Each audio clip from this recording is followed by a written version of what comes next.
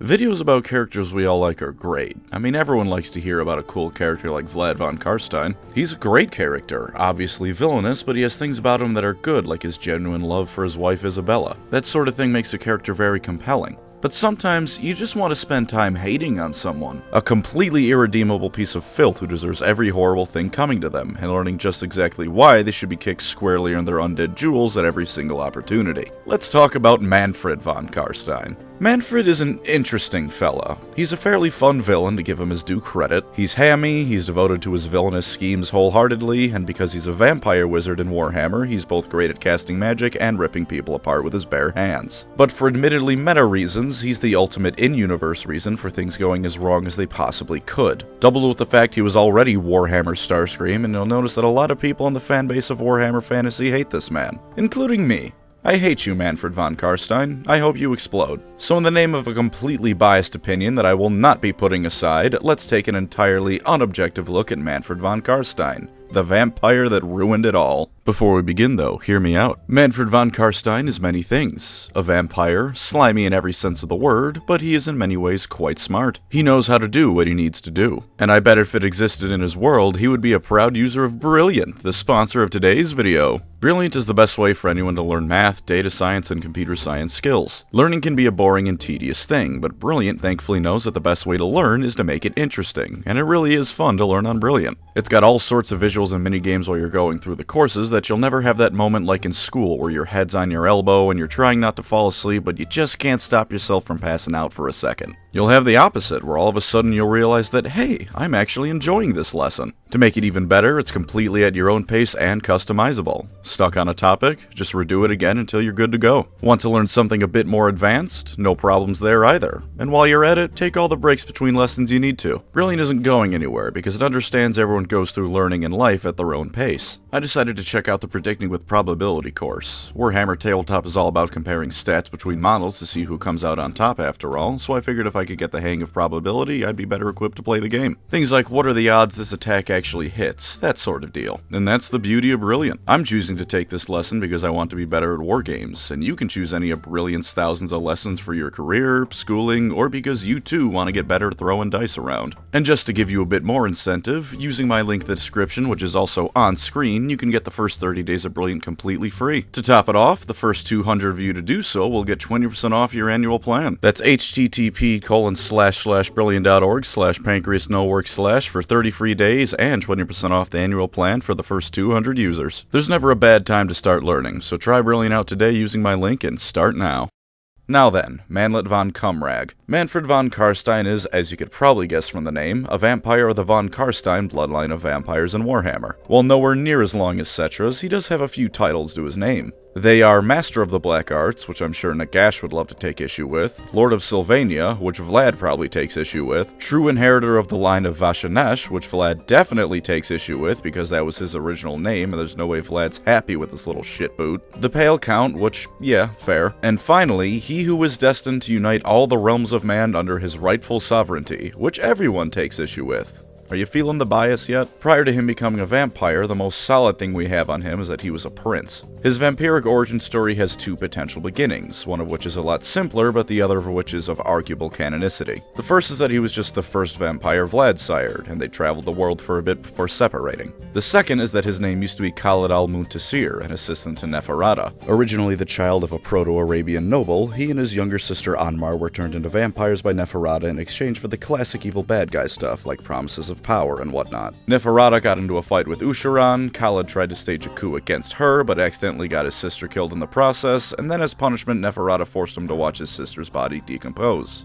Yikes. Also take note of this, because it's one of the only times Mannfred will ever feel sympathy for another being. He's then forced to serve Nagash directly for a bit, then Sigmar does that thing he does where he bashes someone's head in with Gal Maraz, and now Mannfred is pretty much alone. In this version, he's a Lamian bloodline vampire, and the Lamians aren't the biggest fans of men, so he would have been at best treated like a second-rate citizen by his own bloodline. So he shacks up with Vlad, takes the name Mannfred instead, and the rest is history. This one is pretty interesting because it gives Mannfred quite the secret that he's not even a true von Carstein. It could potentially explain why he hates Vlad so much and tries to get him killed, because Vlad knows his secret that could be a huge blow to Mannfred's legitimacy as a von Carstein. That all being said, the canonicity of this one is in question for a couple of reasons. One is that unless I'm mistaken, this is all out-of-universe confirmation by Josh Reynolds that this Khaled fellow is actually Mannfred. The other major reason is in-universe, that being that when Mannfred was trying to resurrect Nagash, he was fully planning on absorbing his power for himself. If he was around when Nagash was alive and kicking the first time, that means he was present for the fall of Nehekara and all that. So Mannfred should have known damn well there wasn't a chance in hell at him pulling it off. At the end of the day though, whatever interpretation you prefer works equally well since the meat of his story begins later on. More specifically, it begins during the First Vampire War, when the Empire of Man faced off against the Vampire Counts of Sylvania. Vlad at this point was fully committed to the Vampire Lord shtick, and decided that he would be a better emperor than anyone else. Being a vampire, the only way he could do that was by raising an army of hundreds of thousands of the undead and bringing ruin to the Empire so he could take the throne by force. Mannfred's role during all of this was as one of Vlad's generals, and to his credit, he did fairly well. In one night, the entire ruling family of the city of Nuln was dead by his hands. But it was at this point Mannfred decided that he was going to go independent. Clearly he was too good to be subservient to Vlad von Carstein. Somehow he didn't explode from the sheer level of wrongness from this line of thought, and he began plotting. Arrogant though he was, he knew damn well trying to fight Vlad head-on was a death sentence. But he also knew the secret of how Vlad was able to resurrect and come back every time someone managed to kill him, the von Carstein ring. His plan was simple. He informed the Grand Theogenist, aka the Pope of Sigmar, about Vlad's weakness, who then strong-armed the thief Felix Mann into stealing it off of Vlad while he slept. In full transparency, I was originally going to make fun of Mannfred for not just doing it himself, but then realized that vampires all kinda have to sleep at the same time. At first glance, it's like, Mannfred, just stay up an extra hour, pound back a monster energy or something, but the sun is a hard counter to that strategy, so good job instead, Mannfred. Anyways, this Felix Mann was apparently Skyrim's stealth build levels of sneaky, so he got the ring off of Vlad, and when Vlad awoke, he went absolutely berserk. In his rage, he ordered his entire army to storm Altdorf. Since I will inevitably talk about Vladdy Daddy later, the short of it is that Vlad nearly won, but between getting staked through the heart and the Sigmar Pope jumping on top of him and pinning him there, he finally died for good this time. Felix, no not that one, realized that with the Pope dead, no one would believe him when he said he was promised enough land and money to live comfortably for the rest of his life because he stole something. There was no written agreement, just a verbal one between the two. So he took off with the von Carstein ring alongside a book of Nagash he stole from Mannfred. Mannfred naturally wasn't having any of this tomfoolery because the books of Nagash are magical cheat codes for people without moral codes. So he tracked Felix down, took back the book and Vlad's ring, cut off Felix's hands and left. So far we're up to 2 potential betrayals, one of which was him betraying someone for absolutely no reason other than his own ego, and astonishingly, one case where Mannfred was the one betrayed first. I have no doubt in my mind that Felix would have eventually been killed by Mannfred for a quick laugh, but Mannfred didn't actually betray first this time, so good on him, I guess. After that, he goes back to Nuln, kills what's left of the royal family there because he had nothing better to do and it was a way to pass the time, and started studying the book of Nagash he had.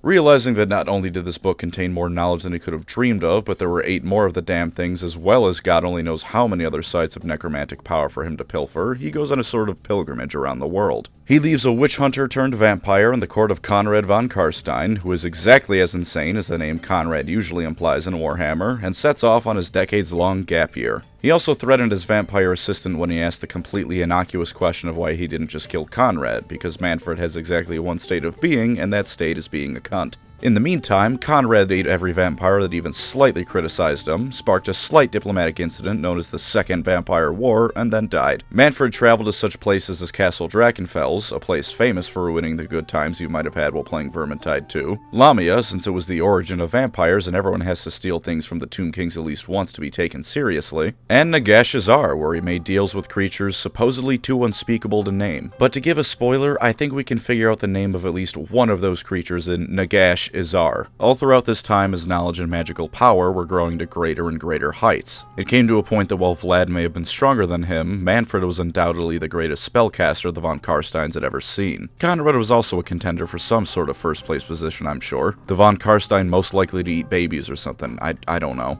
But that doesn't matter, because as I said, Conrad is now very dead, leaving Mannfred as the only true contender for the von Carstein throne. This was the true reason he hadn't just outright killed Conrad. When you kill the king to take his place, that opens up any schmuck with an ego and a sword to do the same to you. But because Conrad had killed so many other vampires and hadn't died directly to Mannfred, that ensured Mannfred not only could head the von Carsteins with legitimacy, but also that anyone who tried to oppose him was probably already dead. It's amazing how even when he's not technically betraying anyone, it still really feels like he's betraying them. Of course, in saying that, he also invited any possible competitors he had to Castle Drakenhof and had them killed under a flag of truce. There it is, you just couldn't quite shake the old instincts, could you, Mannfred? He also mixed their ashes with cursed iron and turned it into a snazzy new set of armor for himself. At least he knows how to recycle. He was throughout this still pursuing the arcane arts, adding his own findings to the evil library of evil necromancy under Castle Drakenhof. This will become relevant later when a certain human and dwarf stumble their way towards the castle on various different occasions, but for now Mannfred has to regrow the power base he burned to the ground in the process of taking it over. He started looking for new members to join his forces, finding vampires and necromancers from across the world and convincing them one way or another to join up with him.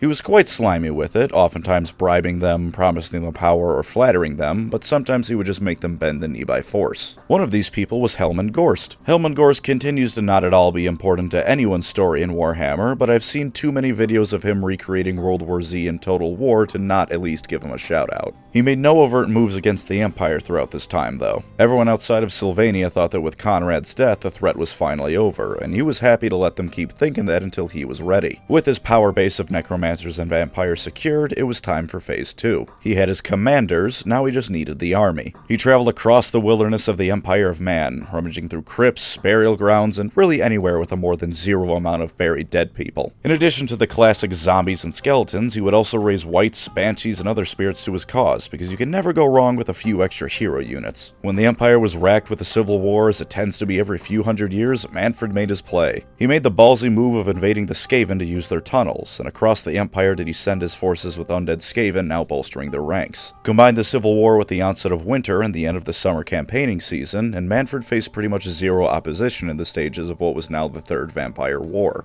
Entire villages were razed and turned into more undead, and eventually this started snowballing in a rather morbid sense. Towns would hear of Mannfred's horde approaching them, they would all flee, and then they would all freeze to death for Mannfred to resurrect as more zombies. This part of the war became known as the Winter War, and Mannfred destroyed what forces were cobbled together to try and stop him. By the time he got to Altdorf, it appeared as if the city was entirely undefended, and Mannfred's ego was at this point in time close to achieving apotheosis as its own chaos god. As far as he knew, he was about to go beyond what Conrad and even Vlad had ever achieved. He wasn't just going to be a vampire count, he was going to be a vampire emperor. Then the Pope walked out with one of the few evil necromancy books that weren't written by Nagash, read some passages from it, and Mannfred's army started falling apart. On the one hand, this is rather anticlimactic, but on the other hand, it's also incredibly funny. He was on the cusp of victory, and then whoops, turns out the Empire has their own store of magical cheat code artifacts. To be entirely fair though, the Grand Theogenist read out a spell whose whole purpose was unbinding other spells. He didn't just start desperately reading passages from the book and it happened to work out. Mannfred pulled his now rather reduced army back, since it was at this point the Empire revealed its entire army was waiting for this exact moment inside of Altdorf. He had to accept he wasn't getting the throne just yet, but he wasn't defeated either. He figured if he couldn't just take the Empire by force immediately, he'd starve it out. So he headed on over to Marienburg to besiege that place instead. Marienburg responded by mobilizing the entirety of itself, and even the High Elves decided to get in on the kicking Mannfred in the crotch fun. The High Elven mage detected Nagash's foul spirits skulking about Mannfred and subtly guiding him, so they figured they better show the humans how to handle such things. While no one had any mass counterspells to cuck him out of an entire army this time around, this was balanced out by the fact that he couldn't get inside of Marienburg in time to fortify against the forces of the entire Empire, which were hot on his ass. So he left Marienburg, and what followed this second defeat is a long-as-hell game of cat and mouse where both sides took turns for who was who. The Empire would butcher Mannfred's army, but Mannfred would escape and raise more troops. Mannfred would defeat an Empire army, and then an even bigger one would descend on him and kill his necromancers and vampires. On two separate occasions he was forced to retreat back to Sylvania, and eventually the Empire came together as a whole and formed one grand alliance to give him the final kick in the taint needed to put him down. Sensing there was an opportunity to assault Mannfred von Carstein, the dwarfs also joined in on the fun and assisted the Empire in the invasion of Sylvania. While Mannfred's undead hordes were still larger than the forces of man and dwarf, they were nonetheless no match for the sheer level of hatred leveled at his dumb, stupid, dumb, bald idiot head. Even the marshes of Sylvania failed to slow them down, and Mannfred was drawn into battle at a place known as Hel Fen. As a last-ditch effort, he went to find the ring he had stolen from Vlad so that when he was inevitably killed, he would just show back up later nonplussed. But someone grabbed it from wherever he took it, so now he was really up the creek without a paddle. His last-ditch effort was not the nail gun, but to fight the armies of man and dwarf individually, because otherwise even he knew he was no match. Unfortunately, the Elector Count Martin of Stirland had his forces crash into Mannfred from 3 different angles. With his forces having encircled Mannfred's, the only thing left running through Martin's head was "fuck it, we ball." Mannfred tried to cut and run, and that was when Martin descended on him on his griffin mount. Though Martin was pretty badly wounded in the ensuing fight, Mannfred was killed by the runefang Martin held, and his body sank to the bottom of the swamps of Hel Fen. Now, when I tell you that they never found his body, you're almost certainly going to think that GW was pulling the classic, "oh, he wasn't actually dead" trick, but no, he died here. Mannfred was put down like a dog. And then a necromancer named Stillman did what necromancers do best: meddle with powers beyond their comprehension and ability to control. Yeah, raising corpses is what they do best, but that's, the metaphorical bet. Fuck you. Stillman didn't have much going for him, aside from his go-getter attitude. He wanted to bring back Mannfred to usher in another age of darkness, yada yada yada. He kidnapped an innkeeper's daughter because blah blah blah, sacrificed a virgin to bring back an evil monster, and then a hunting party killed him before he could finish the ritual. Unfortunately for the world at large, Stillman was also a virgin, and the ritual evidently just needed a virgin. The whole fair maiden part was just an assumption he made. Because he wasn't burned or taken away from Mannfred's corpse, the blood that dripped into the body was enough to complete the ritual and bring Mannfred back. Now once again, I bet I know what you're thinking. This story is going to end with the entire party of hunters getting obliterated while Mannfred laughs maniacally into the end credits. But no, because while some of the people in this story absolutely bit the dust during the course of it, 2 of the people present for this were none other than Gotrek and Felix. Mannfred woke up, took one look at the pair and realized he was in a Gotrek and Felix story, and just took off running as fast as he could. Gotrek even tried to taunt him, and Mannfred was like, "I'm good, thanks, I choose unlife." And funnily enough, this isn't even his only run-in with Gotrek and Felix. In another story, the pair discovered that Mr. Gurnison, there has been a second vampire resurrection ritual, this time to bring back Vlad von Carstein. To top it off, they planned on using Felix as a sacrifice to bring him back. Oh no, you can't kill Felix, we got at least 4 more books out of him. Mannfred, meanwhile, was going to be the undead vessel for Vlad's spirit to inhabit. Gotrek naturally interrupts this because anyone trying to harm Felix by this point of their story is going to be swiftly reduced to past tense, but Mannfred actually got in on this too on account of absolutely hating Vlad. The ritual only half succeeded, and a Vargulf was created that kinda sorta was Vlad, but not really, and then Mannfred, Gotrek, and Felix all team up to kill it. Then Gotrek tries to kill Mannfred, who once again dips and runs. Again, can't blame the guy for running from Gotrek as fast as he can. Also, major props to him, seriously. The dude survived 2 separate run-ins with Gotrek and Felix. Greater demons can't say that. Before we get to the end times, he was also working with one of Nagash's former lieutenants, known only as the Dread King. Unfortunately, they made the mistake of kidnapping a noblewoman who turned out to be Karl Franz's cousin, so an army of mercenaries with an oath to protect her promptly put a stop to that.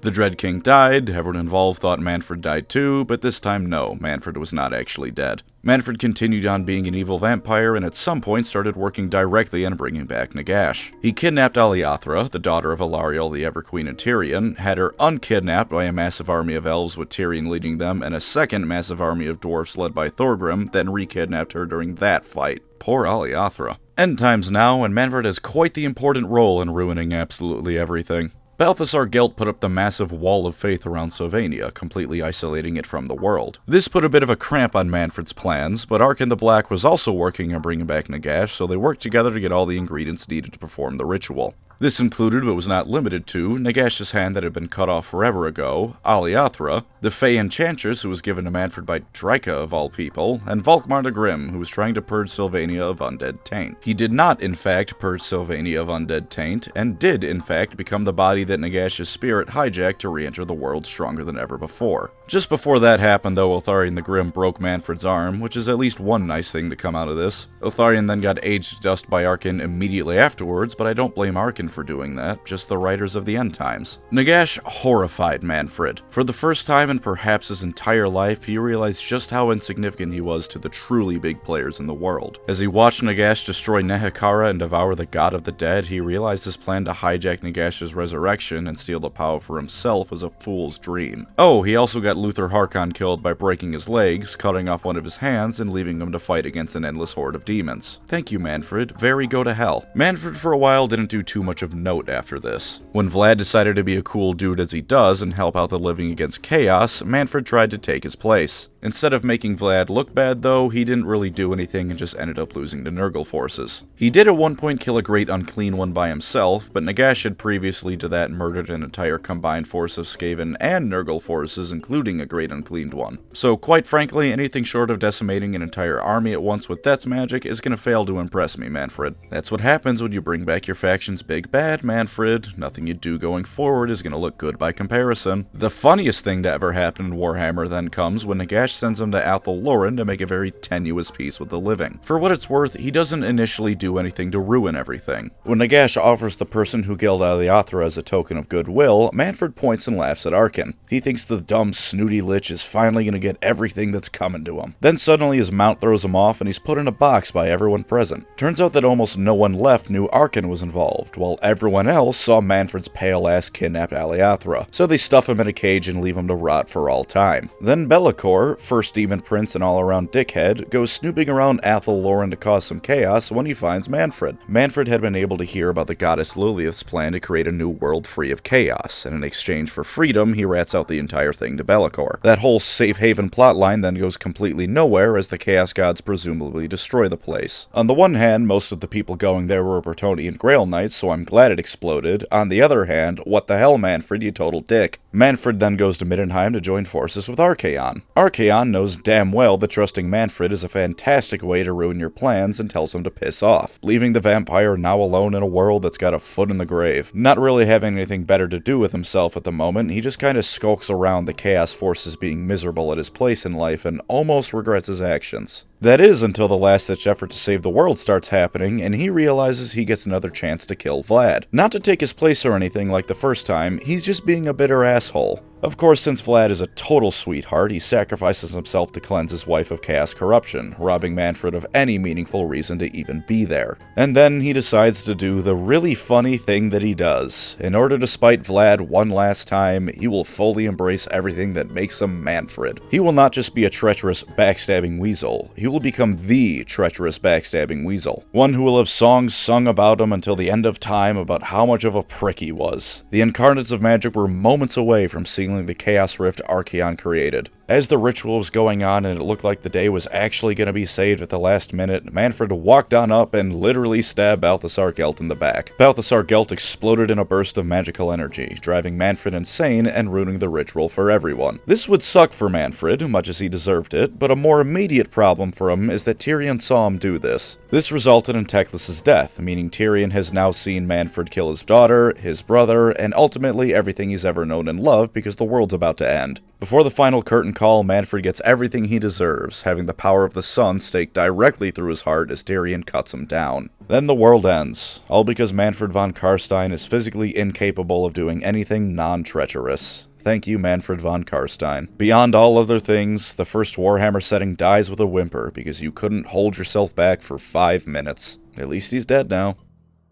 Nope, just kidding. He returns in Age of Sigmar as the Mortarch of Night, his old job during the End Times that Nagash saw fit to bring back. For some reason, he didn't bring back Vlad or anyone worth keeping, but there's actually some reasoning behind Nagash bringing back Mannfred, even if Vlad and Isabella should have come along for the ride. Mannfred is kept around for a couple of key reasons. One is that despite being a treacherous snake, he's powerful, so throwing Mannfred at an enemy commander will at the very least hurt someone else's forces a bit. Another is that Mannfred, being a treacherous snake, is a bit of a roadblock to Neferata, who also returns in AOS and is also a bit of a treacherous snake herself. Those two constantly getting into betrayals with each other and the less powerful vampires means that they're spending less time directly screwing with Nagash and his plans. And to top it all off, it's fun to torture Mannfred whenever he messes up, or Nagash just kinda feels like it. Nagash, being rather cross with Mannfred for the whole destroying the world thing, stuck Mannfred in a land where everything decays forever, himself included. Mannfred couldn't die, but he did have to live in a nationwide version of Chicago for all eternity, which is quite frankly a fate worse than a death I can imagine. For his part in things, Mannfred created a nation called Carstinia, a recreation where everyone loves Mannfred and he gets to rule over fake versions of Vlad, Conrad, and everyone else. He initially created the whole thing to make himself feel better about how shit his life is. Then he miraculously had the slightest moment of introspection and realized that, wow, this is incredibly pathetic.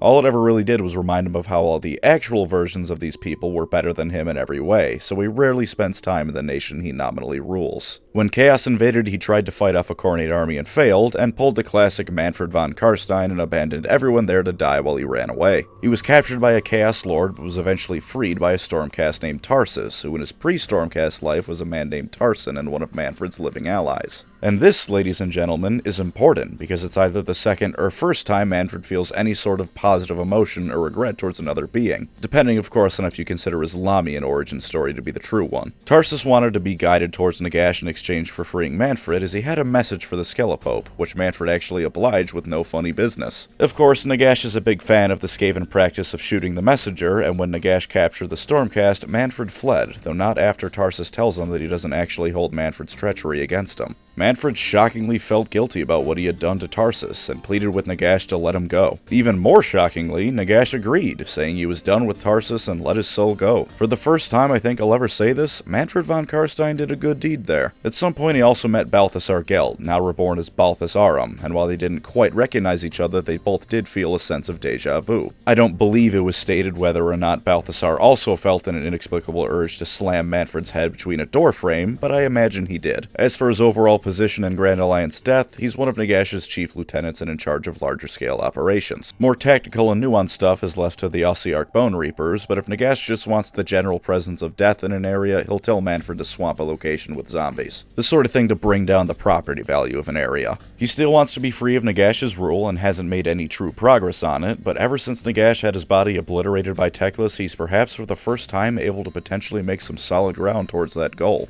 He hates Arcan and wishes he was dead, but knows that he's still gonna return even after being thrown into the depths of Hysh by Eltharion. Overall, he's been feeling pretty good about himself lately for the first time in eons. Someone should really put a stop to that soon. And since I can't think of anything even remotely resembling a segue, let's do or Don't Mannfred von Carstein now. Thinking of lore positives is going to be a real tricky one this time around, but if you like schemy bastards, you can't do much better than Mannfred. I would personally recommend the Skaven for that, but if you want Starscream but a vampire instead of a rat, Mannfred's your go-to choice. He's also the sort of guy to win at all costs, no matter the morality of a course of action or lack thereof, so if you like that sort of villain, then go for him. He's also obviously a returning character from Warhammer Fantasy, so if that's what you want in your Death Army, he's gonna be perfect. His armor on his war scroll is even called the Armor of Tempelhof, so he's still rocking that iron armor he made from his dead friends way back when. Mannfred's also a reasonably proactive character. He's always being proactive in the worst possible ways, but Mannfred has never been afraid to get out there and do his best, even when he really shouldn't. If you prefer your armies to be the ones going out and making the first move, then Mannfred is definitely the guy for you.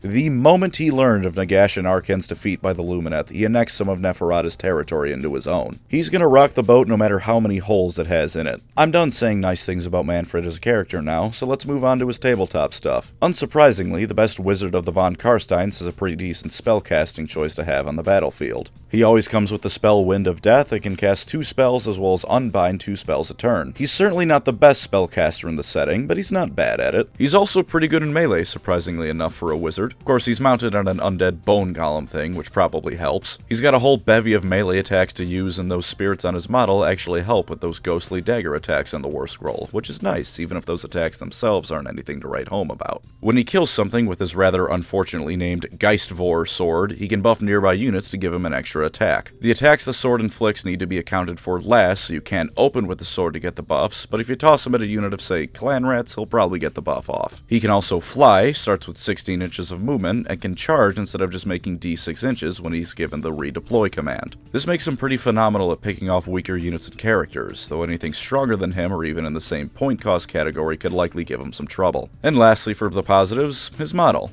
It's good. I don't have a lot to say on it since I think it's overall just good. I guess I wish the orange bits in the inside of his mount looked a bit less like melted Lego Star Wars studs, but I don't think they're bad. His face is also a little goofy, but I honestly count that as a positive. Mannfred should look like a goober because he is a goober. We're gonna move on to lore downsides now. This entire video has been lore downsides for Mannfred von Carstein, but let's get into specifics. If you want a character with any sort of morally redeeming quality, you don't want Mannfred. Yeah, as a member of the Death Grand Alliance, you probably expected this, but aside from Nagash himself, he's the worst of the options you can choose from. The single moment of pity he felt for someone he betrayed doesn't count, because he wouldn't have needed to feel pity if he didn't abandon his allies to die to begin with. He's also got a rather extensive loss record. He lost the Vampire Wars, the first because he decided Vlad needed to go. The third admittedly wasn't something you'd have planned for with the whole cursed book nonsense, but he still lost. He lost against Chaos the first time it showed up in AOS, and yes, I can judge him for that because Malekith did just fine. He kept losing throughout the end times, both during battles and with his overarching plan. He's just a loser.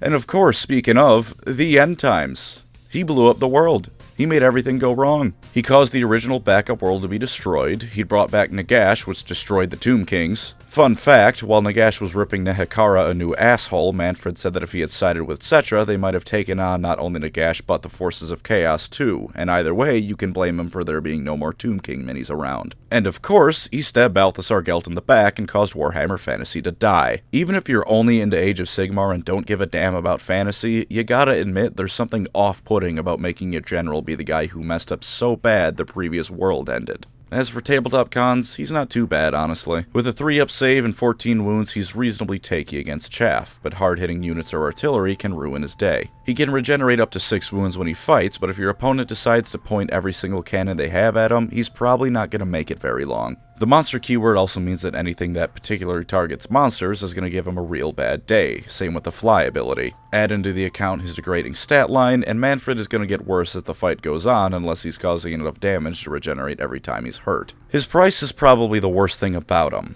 Not as a purchase, at $85 we've certainly seen worse values from GW, but on the tabletop. 400 points even, which is pretty substantial and comes with the usual caveats. Smaller games just won't have Mannfred, and larger games, losing him before he makes his points back can cripple you. Use him well to wipe away weaker units or characters, and keep him away from someone like Archaon or Eltharion. Dedicated powerhouses in either magic or melee can put him down, so you'd best use him wisely. And that's Mannfred von Carstein. A piece of garbage, I hate him, I hope he explodes, thanks for coming. If you're wondering how he plays in Total War, I actually have very simple advice for that.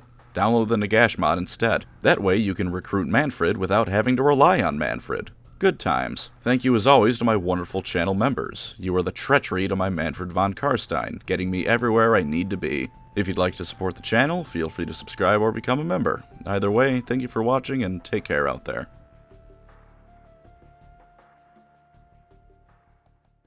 You know what I hope the old world brings? Just a special segment of every single named character lining up to kick Mannfred square in the balls. Give him a special feature that says if you choose to have your enemy's general fight him, on a 6th wound they kick him square in the nuts and he explodes. Make an entire non-canon timeline where everyone comes together out of sheer shared hatred for Mannfred.